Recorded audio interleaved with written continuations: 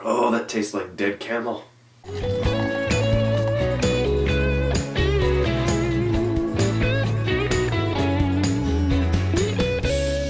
Hey guys, this is my review for The Zookeeper's Wife. Now, I wanted to see this film. I'm always interested in Holocaust films.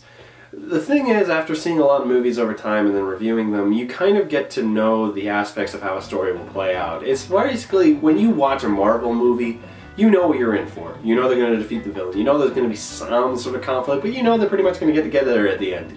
The Civil War was that. As much as they want to break it up, they really didn't. That's kind of what happens when you watch a movie, right? You kind of can predict when things are going to happen. Holocaust movies, that's all off the table. One of the reasons why I like them so much is because I can never really predict what's going to happen. Children can be killed, and in this case, animals are totally on the table to die. That's something I've always enjoyed. It's a kind of a depressing aspect, but it is something that I like because it's always a part that I can never predict. So The Zookeeper's Wife is about the Zabinskis, who owned a zoo in Poland, and their pretty much almost all their livestock was killed during the Blitzkrieg attack. And then they sort of kind of make a deal with a Nazi higher-up who is in charge of the zoologist, who's going to try and breed the animals back. I like that because that was actually something they were trying to do. They were literally, the Nazis were all about the superior beings. They were even trying to breed oxen and saber-toothed tigers back. How, I have no idea, but they did think this was going to be a right that lasted 1,000 years. So Jessica Chastain does a really good job. She's very good. She's probably the only American actor in all of these European actors, so she handles herself well. I like how they also focus on the husband, who was the one who was bringing them out of the Nazi camp. He was smuggling them in the trucks full of garbage and whatnot, and she was taking care of them back at the zoo, and how she had to kind of, well, she was terrified of the zoologist because he liked her, but she was faithful to her husband, but he was just creepy with her.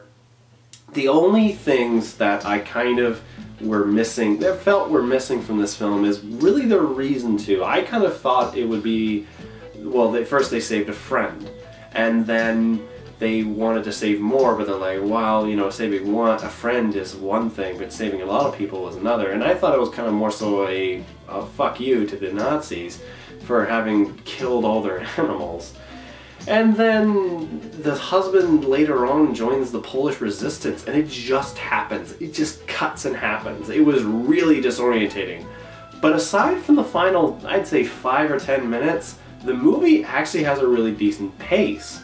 And that was something I was kind of worried about with it being over 2 hours long and being a PG movie about the Jewish Holocaust. But I actually enjoyed it. I think it had cool characters. I think it had cool moments. In terms of all Holocaust movies, it's kind of an average one. It has an interesting moment. There are a few parts that I was like, oh wow, I think they just did that. Oh no. But it doesn't obviously have as much of a striking sense as others do, like In Darkness or The Schindler's List, obviously. But this is a PG movie, obviously. Like, the fact that we were able to show a bunch of dead animals, I was pretty surprised. But in the end, Zookeeper's Wife is a good time. The pacing is good. There are a few elements that kind of wish were more talked about, but otherwise it's still an enjoyable time. It's not going to stand out to me as one of the big all-be-all, you have to watch these kind of Holocaust movies. But it is a good time, and for people who aren't interested in that thing, you will enjoy it. So I'm going to give The Zookeeper's Wife a 4 out of 7. Anyway guys, that's all for me. These are the last of my reviews for my vacation. I only did 3 of them. So anyways, that's all for me. See you guys next time.